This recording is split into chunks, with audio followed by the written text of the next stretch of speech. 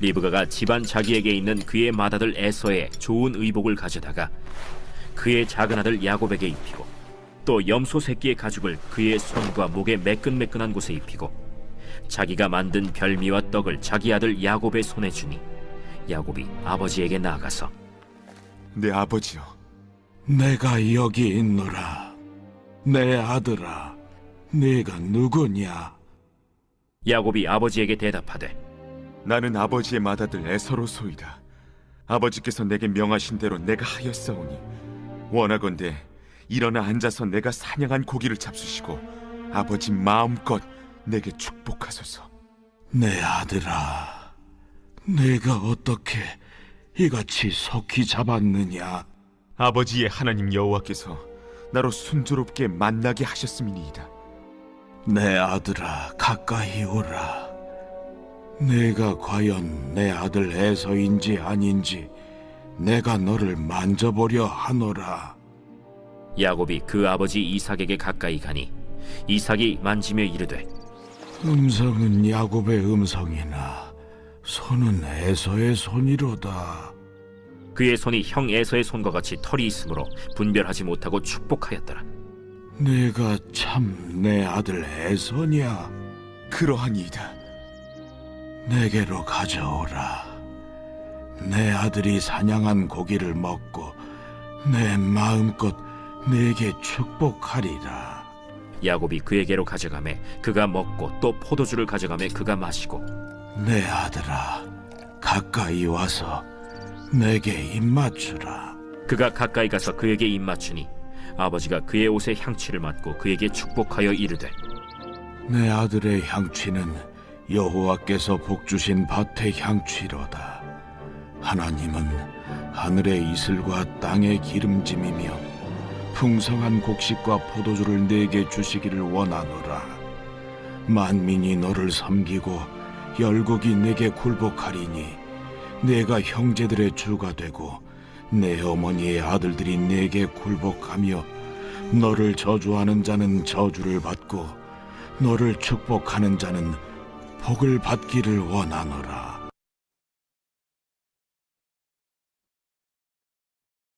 오늘 본문의 말씀은 야곱이 죄를 짓는 말씀입니다. 야곱이 어떻게 죄를 지어가는가를 오늘 본문 말씀에서는 매우 상세하게 기록을 하고 있습니다.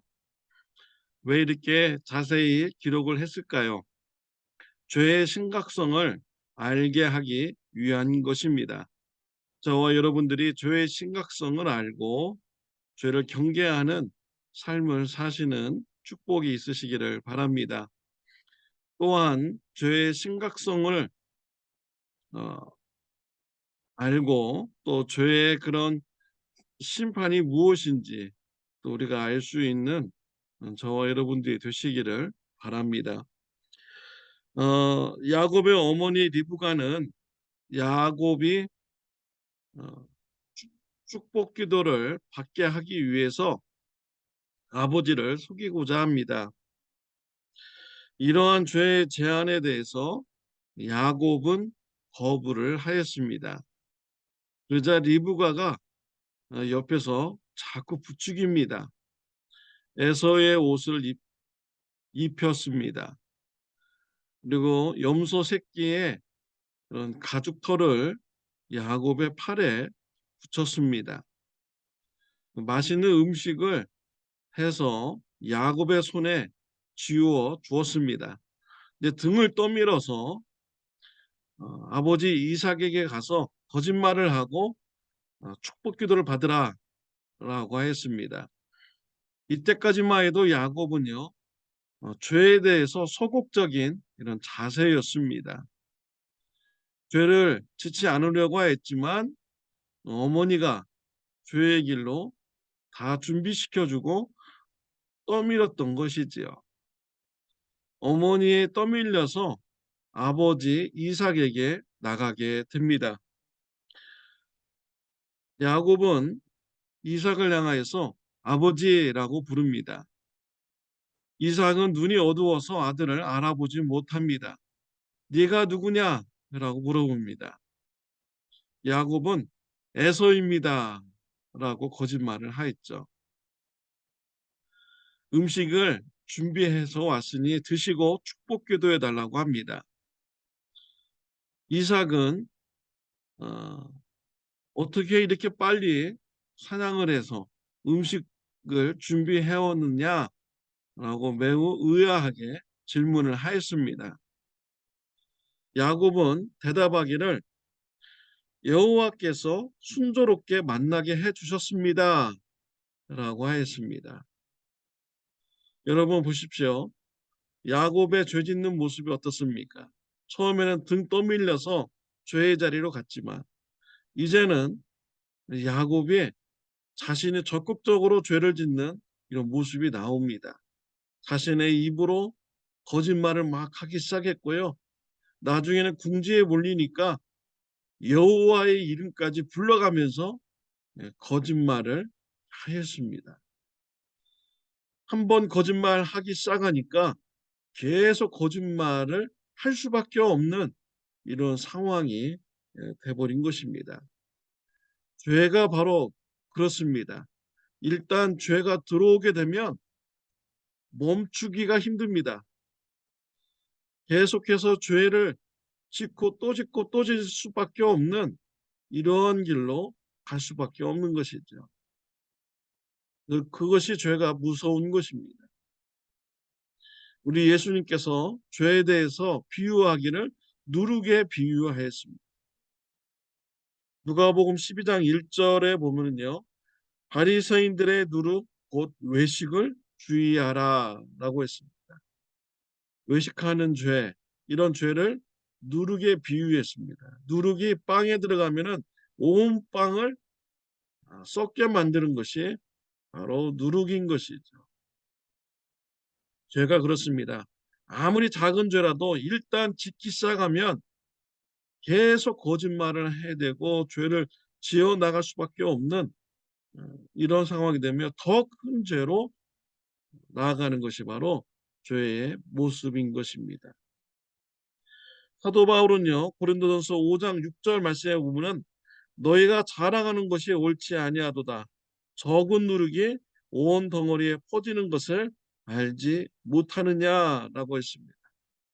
고린도 교회 안에서 자랑하는 죄를 지었습니다.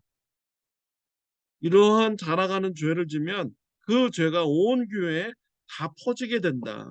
누룩과 같다. 죄는 누룩과 같다라고 사도 바울은 고린도 교회에게 죄 짓지 말라. 자랑하는 죄 짓지 말라.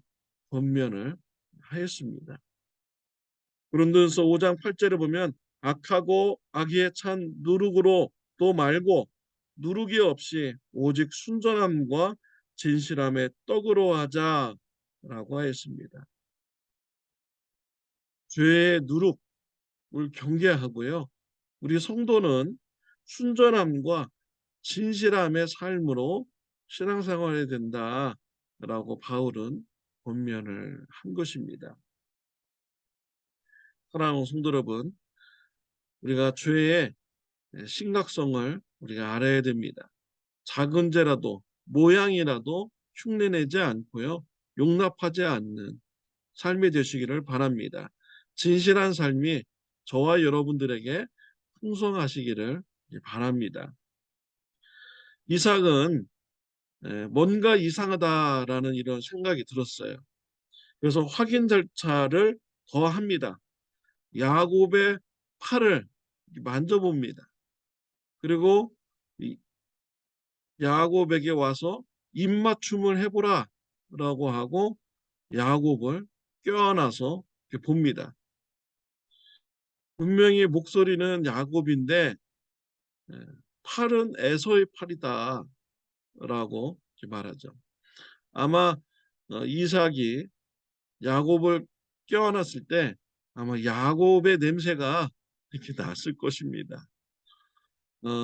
어떤 성경학자들은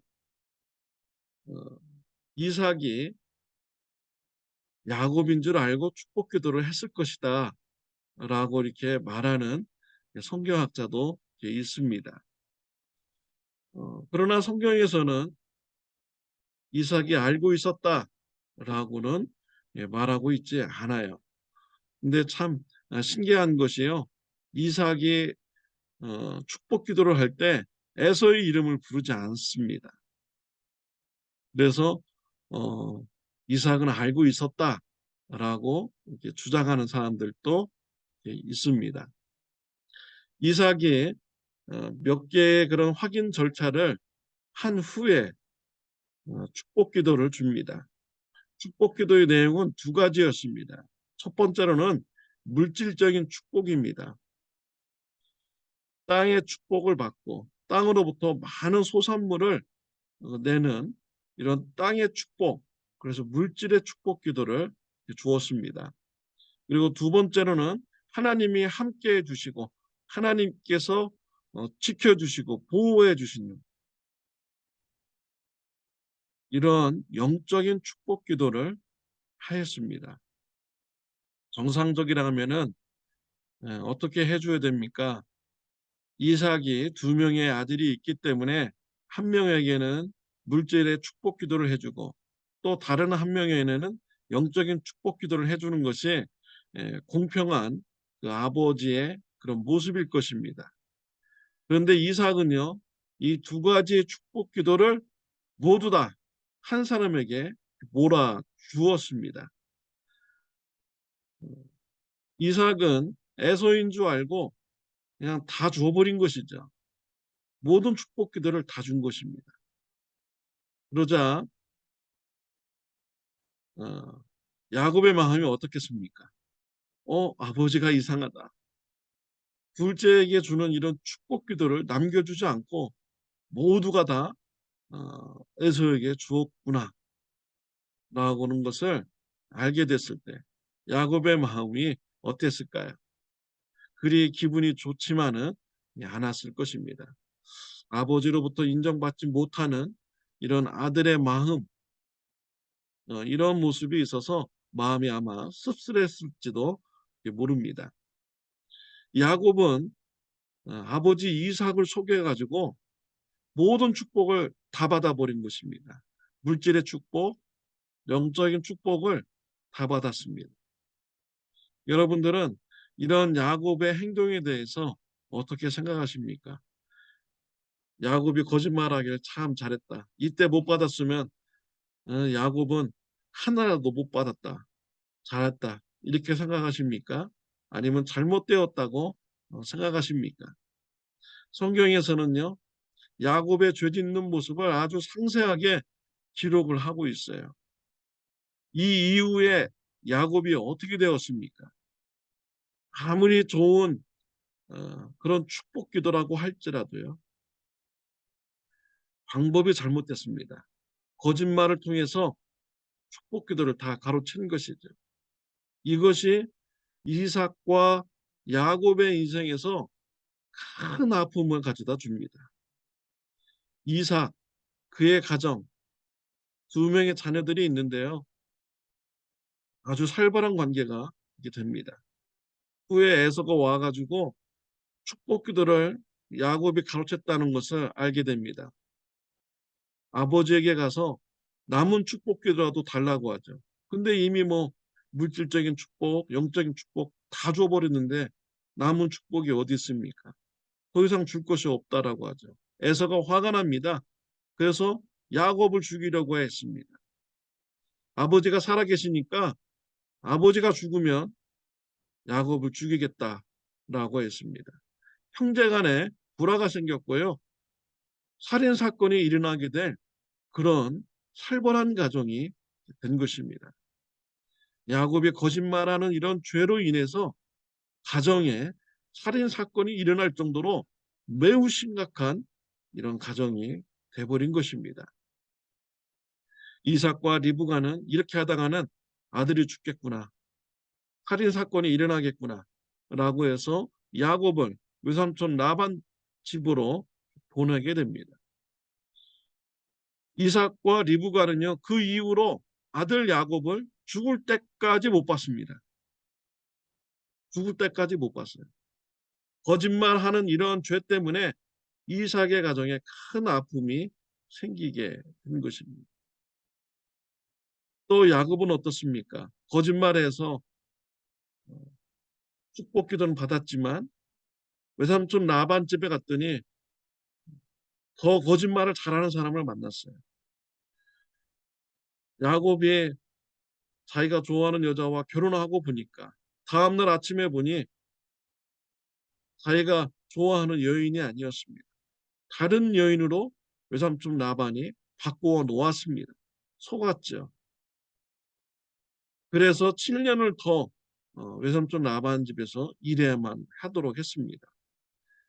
그리고 외삼촌 라반이 야곱의 월급을요 10번이나 변경을 했습니다.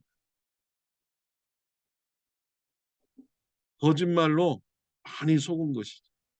나중에는 하도 속으니까 야곱이에요 외삼촌 라반 집을 밤에 도망가야만이 벗어날 수 있는 이런 상황까지 돼버리게 되었습니다. 거짓말로 인해서, 죄로 인해서 물질적인 축복기도, 영적인 축복기도는 받았지만 이삭의 가정에 큰 아픔이 되었고 야곱의 삶에 큰 고통을 주는 이런 결과가 있게 된 것입니다. 아무리 좋은 결과들도 좋은 목적이라도 죄를 지으면서 그 목적을 이루어 간다면 하나님께서 기뻐하시지 않는 것입니다. 좋은 목적이라면 반드시 선한 방법을 통해서 이루어 가야 되는 것이지요. 죄의 심각성을 우리 알고요. 죄를 경계하면서 우리가 진실한 방법으로 하나님의 구원 사역을 감당해 나가는 저와 여러분들이 다 되시기를 바랍니다. 기도드리겠습니다. 하나님 아버지 감사합니다. 죄의 심각성을 알게 해주셔서 감사합니다. 죄를 경계하고 우리가 진실함으로 선한 방법으로 하나님의 구원 사역에 동참하는 귀한 축복이 있게 하여 주옵소서. 예수님의 이름으로 기도드렸습니다. 아멘. 네, 오늘은 토요일입니다. 내일 주일 예배를 위해서 기도해 주시기를 바랍니다.